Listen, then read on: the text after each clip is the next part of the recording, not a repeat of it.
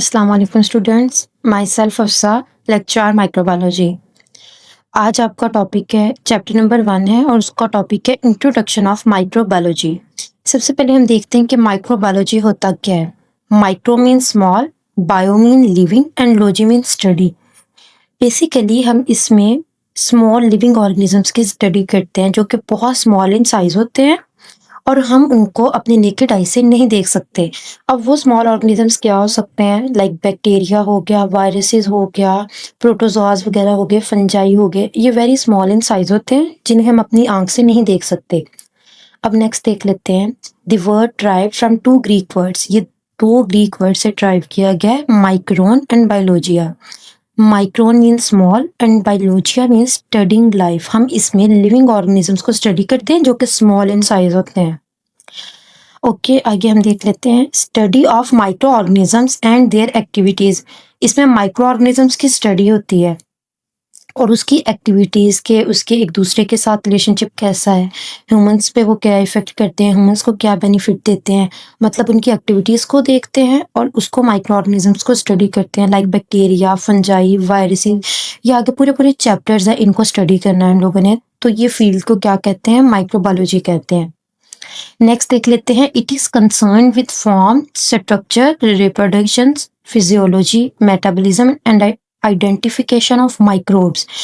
इसमें हम उसकी स्ट्रक्चर को देखते हैं कि उसका स्ट्रक्चर क्या है, डीएनए है, आरएनए है, सिंगल डीएनए है, सिंगल आरएनए है, वो रिप्रोड्यूस कैसे कर रहा है, उसकी फिजियोलॉजी क्या है, मेटाबॉलिज्म क्या होता है, कि ऑल टाइप ऑफ फंक्शंस जो टेक प्लेस हो रहे हैं उसकी बॉडी में।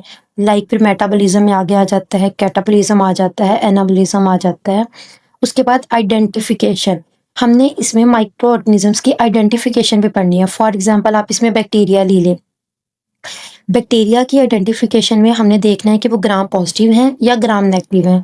उसके बाद इसके आइडेंटिफिकेशन में हम क्या देख सकते हैं, उसकी शेप्स को देख सकते हैं। लाइक अगर वो सर्कुलर है तो कोकाई, अगर सिलेंड्रिकल है, आया कि वो स्पाइरल हैं, कोकाई है, सिलेंड्रिकल हैं, कुछ भी हैं, तो हम उसकी आइडेंटिफिकेशन, उसकी शेप या फिर उसके साइज वगैरह को देख के कर सकते हैं।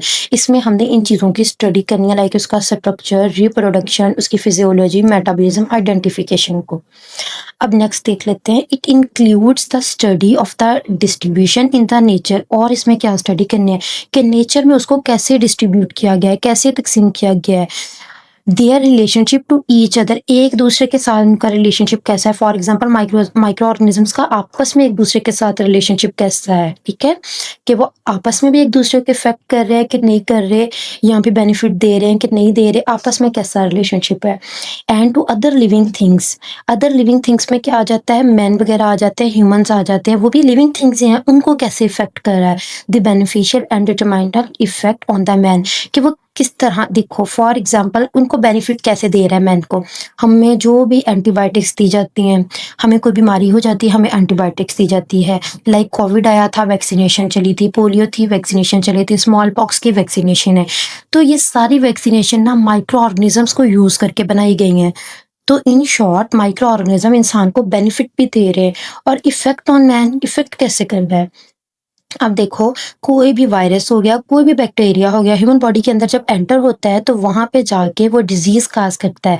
लाइक कोई भी वायरल इन्फेक्शन हो गया, हेपेटाइटिस वगैरह हो गया, स्मॉल पॉक्स वगैरह हो गया, पोलियो हो गया, ये माइक्रो ऑर्गेनिज्म जब बॉडी में एंटर होते हैं तो जाके वहां पे इफेक्ट काज करते हैं।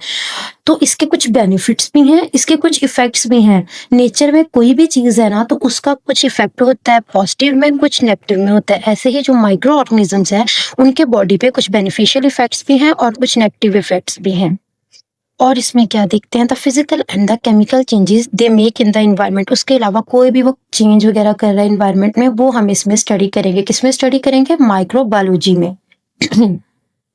अब नेक्स्ट इसकी डेफिनेशन देख लेते हैं। द ब्रांच ऑफ बायोलॉजी, ये बेसिकली माइक्रोबायोलॉजी बायोलॉजी की ब्रांच है, ठीक है, that deals with the micro organisms. Micro से आपको शो हो रहा है स्मॉल, बायो से लिविंग थिंग्स को माइक्रो ऑर्गेनिजम्स के साथ डील करती है and there effects with on living organism, जैसा कि मैंने ये आपको बता दिया। और इसमें हमने और क्या स्टडी करना है, इफेक्ट्स, और इफेक्ट्स में पॉजिटिव इफेक्ट भी आ सकते हैं, नेगेटिव इफेक्ट भी आ सकते हैं। तो इन शॉर्ट ये बायोलॉजी की ब्रांच है जिसमें हमने माइक्रो ऑर्गेनिजम्स को स्टडी करना है और इसके अलावा उसके इफेक्ट्स देखने हैं लिविंग ऑर्गेनिजम्स पे कि आया कि पॉजिटिव इफेक्ट दे रहा है, उसका रिलेशनशिप पॉजिटिव है, नेगेटिव इफेक्ट दे रहा है, क्या डिजीज काज करता है, कैसे काज कर रहा है, वो सारा कुछ माइक्रोबायोलॉजी में आता है। अब सेकंड हम देख लेते हैं माइक्रोब्स। माइक्रोब क्या होते हैं? Microbes is a term for tiny creature.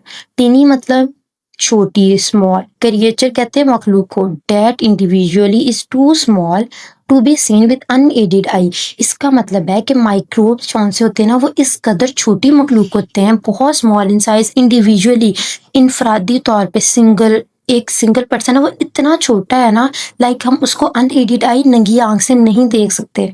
जिन चीज को हम अपनी नंगी आंख से नहीं देख सकते उनको हम माइक्रोब्स बोलते हैं। क्या बोलते हैं? माइक्रोब्स बोलते हैं। वो बहुत स्मॉल इन साइज होते हैं। अब इसमें क्या क्या आ सकता है? बैक्टीरिया आ सकता है, वायरसेस आ सकता है, प्रोटोजोआ आ सकता है, ये सिंगल सेल होते हैं, माइकोप्लाज्मा आ सकता है, फंजाई आ सकता है। ये वेरी स्मॉल इन साइज होते हैं, ये स्मॉल क्रिएचर्स होते हैं अल्लाह ताला के, ये भी मखलूक हैं। क्योंकि देखें हर चीज़ के कुछ ना कुछ बेनिफिट्स भी हैं। ये हमें एंटीबायोटिक्स को बनाने में, हमारी वैक्सीनेशन बनाने में, कुछ मेडिसिन में, कुछ स्टेरिलाइजेशन में हमें हेल्प कर रहे हैं। तो ये बहुत स्मॉल मखलूक है, इसके बेनिफिट्स भी हैं, हमें इफेक्ट भी कर रहे हैं, लेकिन ये इस कदर स्मॉल है कि हम इन्हें अपनी अनएडेड आई से नहीं देख सकते। ठीक है, तो हमें इन देखने के लिए कुछ ना कुछ इक्विपमेंट की जरूरत होती है। लाइक इसे देखने के लिए हमें माइक्रोस्कोप की जरूरत होगी। अंडर माइक्रोस्कोप इनको हम इजीली देख सकते हैं। ठीक है, नेक्स्ट आते हैं थर्मोएसिडोफाइल। थर्मोएसिडोफाइल क्या होता है?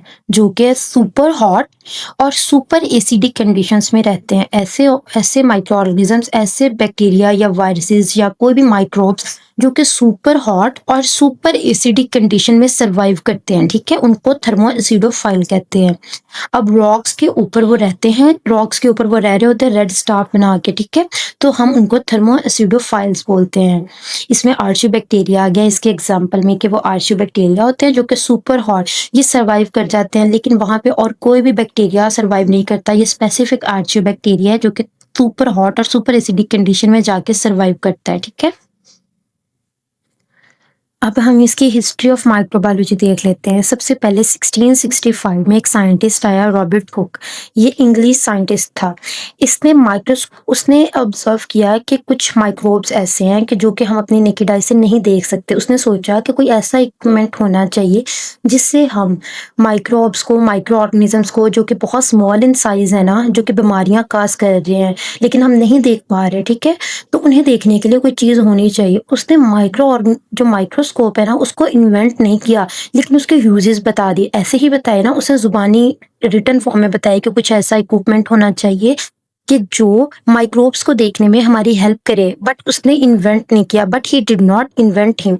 लेकिन उसने इन्वेंट नहीं किया, लेकिन बता दिया उसके यूजेस वगैरह कि माइक्रोब्स को देखने के लिए कोई चीज़ होनी चाहिए। ठीक है, उसके दिमाग में ये आइडिया आया कैसे, अब ये देख लेते हैं।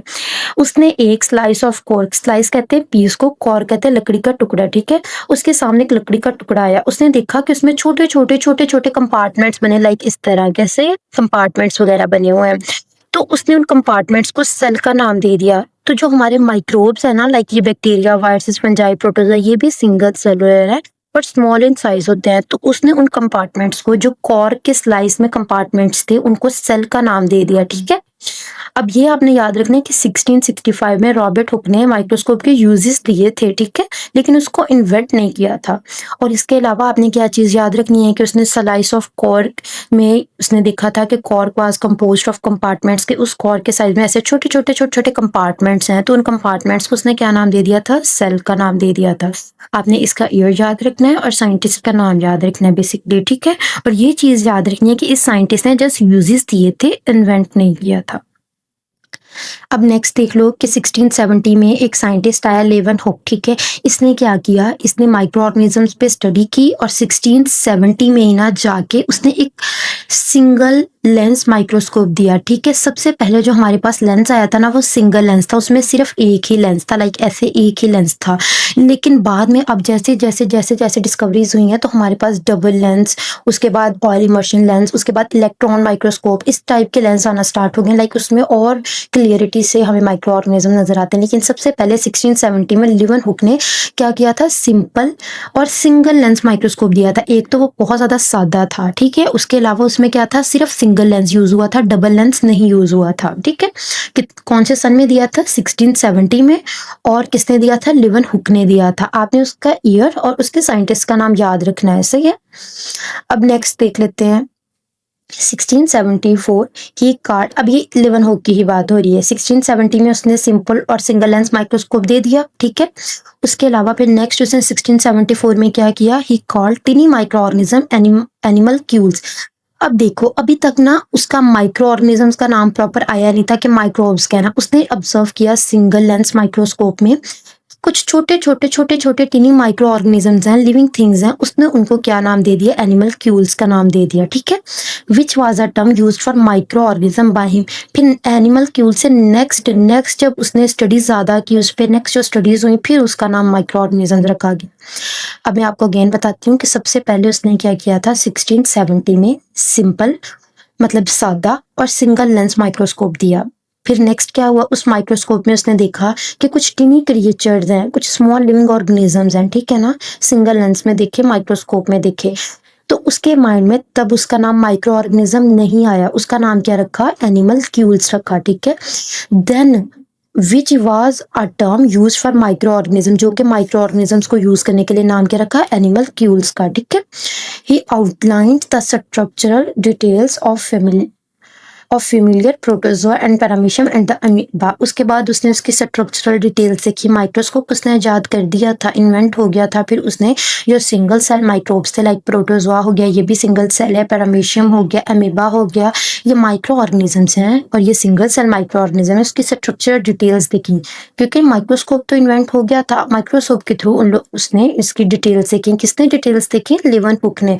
कौन से सन में देखी, 1670 में देखी। उसके बाद 1674 में क्या उसने ये सारा काम वगैरह कर लिया, सही। उसके बाद 1723 में ही डाइड, वो मर गया।